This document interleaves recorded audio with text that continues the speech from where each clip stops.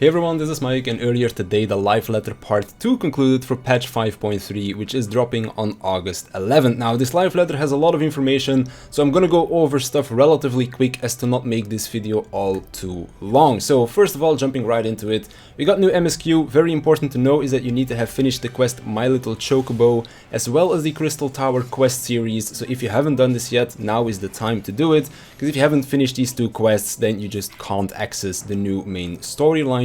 Which they also said that this one is going to contain a crapload of new cutscenes and story elements, so this should be a really good patch for the people that are interested in the story.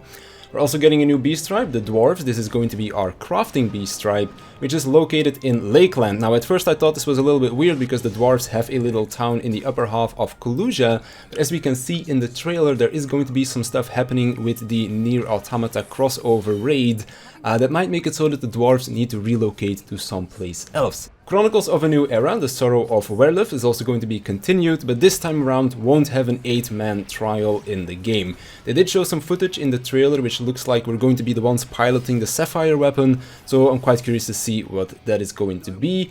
There is going to be a new dungeon though, which they didn't really talk about all that much, and there is also going to be a new extreme trial, which is the 8-man trial of this patch, but this one is kept a secret and will tie in to the main story. So no 8-man trial for the weapon series, but there will be an 8-man trial which is going to be story related. And then of course we're also getting our second 24-man raid for Your Hot Dark Apocalypse, called the Puppets Bunker. Yoshi P went into the raid itself to show off a little bit of the environment and also a tiny bit of the first encounter, and I gotta say it looked pretty cool and I can't wait to go in there myself. The Realm Reborn Revamp will also be shipping with this patch, which means a more streamlined experience, less fetch quests, more experience from quests, to make it so that you don't need to do as many roulettes or spam dungeons for the sake of being able to accept the next quest, and you'll also now be able to unlock flying inside of these Realm Reborn areas. So if you were on the fence or your friends were on the fence about starting Final Fantasy XIV because of the slog that was a Realm Reborn, now might be the time to just hop in and give it a try. Now, speaking of giving it a try,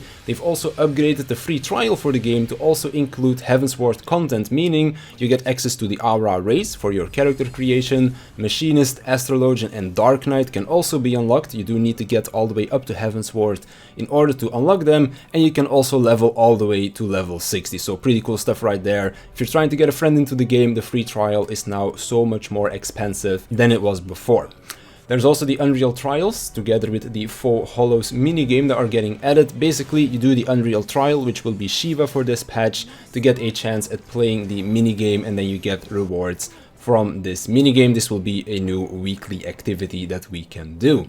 And then of course some big content that we were looking for is going to be the Bozhan Southern Front. This is where we will be upgrading our resistance weapons, aka our relics, and will be our Eureka style zone. Now the really cool thing about this is that we will only need to be level 71 to be able to enter the zone, meaning that you can actually level your alts while grinding out your relic. There is still a Eureka leveling system in place, with there being a resistance rank, meaning that outside gear and level will not affect your character whilst you are inside the Bozhan Front. I think the reason why they made it so that you can get experience inside the Bozhan Front is because there is no deep dungeon this expansion, so this is basically going to be another way to level alts, which is always a good thing.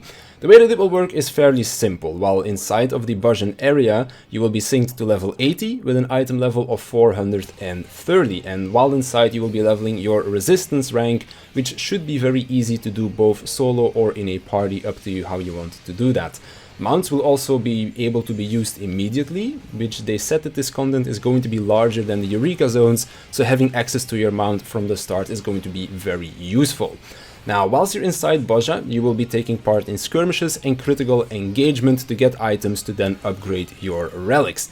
Skirmishes are kind of like fates and have no player limit, but critical engagements are an instant boss event within this Bozha front, and these require special conditions to trigger these events and will only allow for 24 to up to 48 players to join. Now, in order to join the event, you need to queue for it, and you can queue from anywhere inside of Bozha. If you're in a party, you can also queue up as an entire party.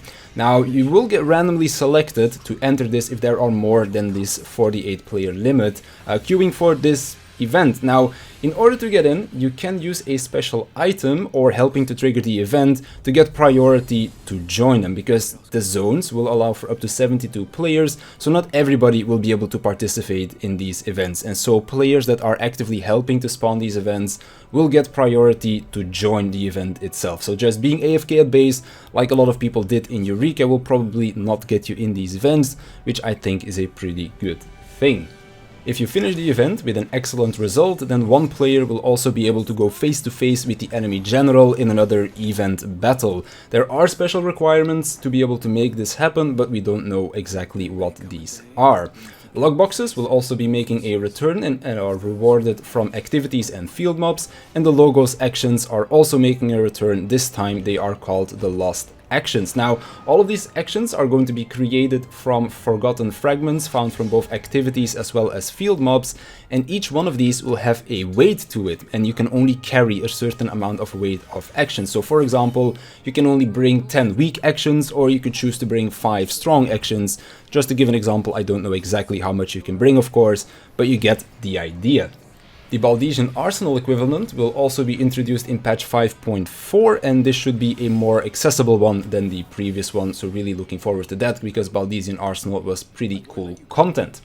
There's also a story questline involved, and you can also upgrade your relic by just doing this questline. Now, if you want to upgrade more relics, then you can just gather materials inside the Bojan front as well as outside of it, but we didn't get any specifics about what that would be exactly, but just means that there will be a couple of different ways for you to be going about upgrading your relic. They also touched on some job changes. They mainly spoke about some monk changes, Bard getting some potency buffs, Astrologian getting some quality of life changes around their MP management and the way sleeve draw works, Summoner is getting a slight nerf, and Warrior is getting some changes to make it easier to maintain their Storm's Eye buff. This kind of has me thinking about AoE dungeon stuff, and not necessarily about just keeping it up in a single target fight, but we'll have to wait and see about what all these changes entice. Now, of course, I'm pretty excited to see some monk changes, so I'll probably touch upon those later when the patch actually goes live. Crafters and Gatherers are also getting some updates alongside the third installment of the Isgardian restorations, and then also when the relics drop for your combat classes, we're also going to be getting a next update to the Skysteel tools for your Crafters and Gatherers. There's also some miscellaneous updates which you can read on the screen right here. I'm not going to go into detail of all of them. And then last but not least, the Yokai event is also making a return with 4 new weapons: Red Mage, Samurai, Gunbreaker and Dancer, and when you are able to gather all of them, these 4 new ones as well as all of the old ones, there's also going to be a new mount that you can get, which looks a little bit derpy, but I'm probably not going to be able to get that one as I still need to get a lot of different weapons. Last but not least, we also got some information about the FanFests. NA and Japan have been cancelled for now, and they are looking into a new date and location to still try and make them happen. Now, as for the EU FanFest, this one is still under consideration, but they are monitoring the situation, so there is still a very good chance that this one might get cancelled or delayed. So we're not quite sure what's going to be happening with the FanFests just yet. They also showed off 2 new figurines, a Y'shtola and MNF statue, which do look pretty cool, and there is also a new music album that contains some remixes of Final Fantasy XIV songs, which I'm not quite sure what to think about all of them. But yeah, that's pretty much everything that they spoke about on this live letter. There's a lot of new stuff coming to the game, which after this long delay, I'm very excited to hop in and play. Anyways, that's going to be it for me. I want to thank you for watching. I want to thank my Patreons for supporting me, and I'll see you in the next one.